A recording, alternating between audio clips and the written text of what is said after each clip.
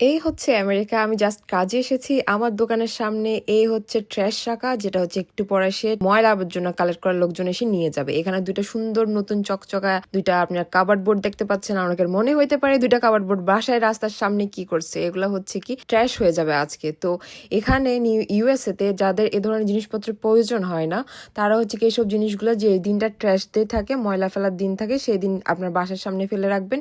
এই যে ট্র্যাশের লোক এসে এই সুন্দর সুন্দর দুইটা কাবার্ড বোর্ড নিয়ে যাবে।